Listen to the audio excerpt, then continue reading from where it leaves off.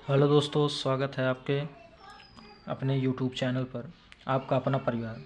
तो इसे जल्द से जल्द आप 1000 सब्सक्राइब करवाइए।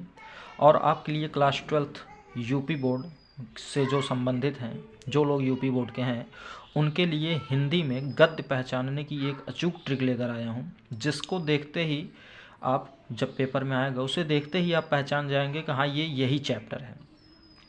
ठीक, तो इस वीडियो को ज़्यादा से ज़्यादा शेयर कीजिएगा और सभी को बताइएगा। एक ऐसा ट्रिक मिला है जिससे हम तुरंत पहचान लेंगे कि हाँ, ये इस चैप्टर का या पैराग्राफ से आया है। ठीक, तो पैराग्राफ को देखते ही आप पहचान जाएंगे। तो जैसा पहला है राष्ट्र का स्वरूप, ये मोस्ट इम्पॉर्टेंट चैप्टर है, तो इसलिए पहले इसे बताया है। राष्ट्र का स्वरूप, जिसके लेखक हैं वासुदेव शरण अग्रवाल। कौन है? वासुदेव शरण अग्रवाल। अगर आपको मान लीजिए इसका संदर्भ लिखना हो तो आप कैसे लिखेंगे? तो संदर्भ इसके लिखने के लिए मैं बोल रहा हूँ, आप उसे लिख लीजिएगा।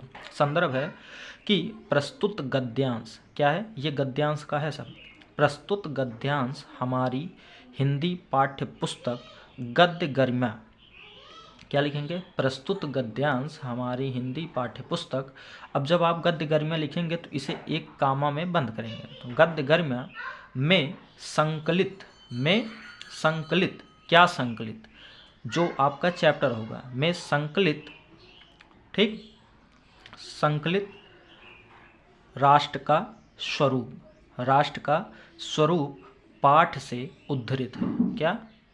गद्य गरिमा में संकलित राष्ट्र का स्वरूप पाठ से उद्धृत है। उसके आगे जिसके लेखक वासुदेव शरण अग्रवाल जी हैं। जिसके लेखक वासुदेव शरण अग्रवाल जी हैं। ठीक, मैंने क्या बोला? फिर से एक बार रिवीजन करता हूँ। क्या?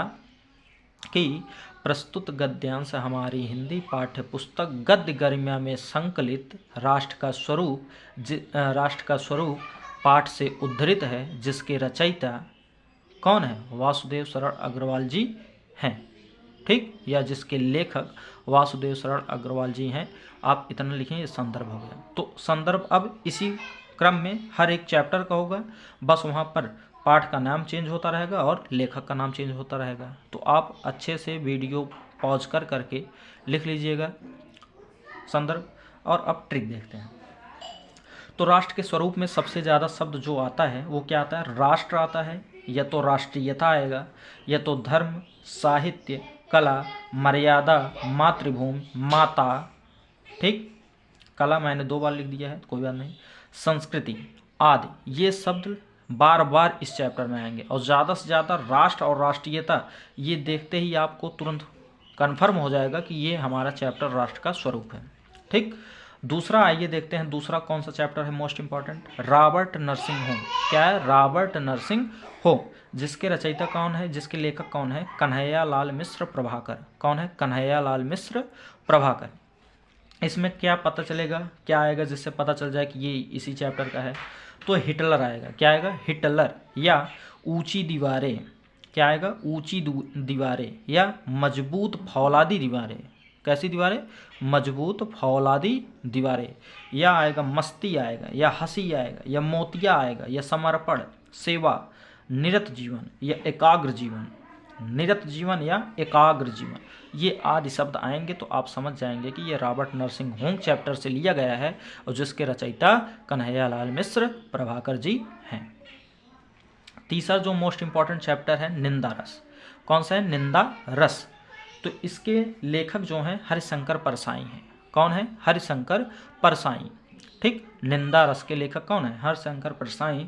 और इसमें पहचानने का जो ट्रिक है वो क्या है? निंदा, या निंदक, या ईर्ष्या, या निर्दोष, या निष्प्रयोजन आदि। बस ये 4 शब्द। कौन से? 5 शब्द।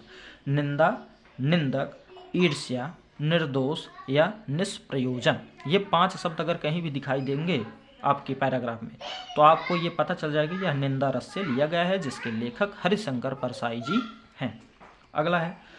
अगला चैप्टर भाषा और आधुनिकता। ये मोस्ट इंपॉर्टेंट चैप्टर है, और इसके बाद भाग्य और पुरुषार्थ, उसके बाद खत्म। इतना चैप्टर आपको अच्छे से देखना है।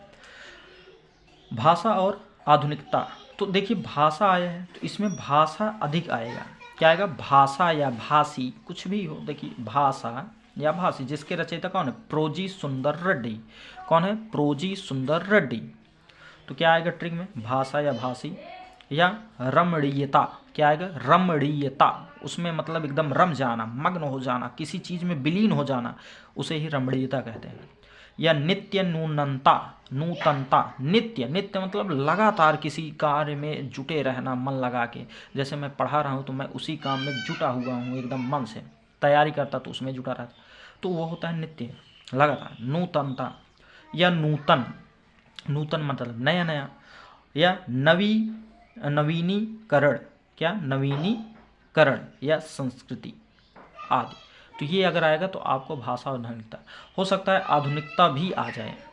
आधुनिकता आया है लेकिन ज़्यादा रिपीट नहीं हो तो आधुनिकता भी आ सकता है, तो ये भी याद रखिएगा, आधुनिकता।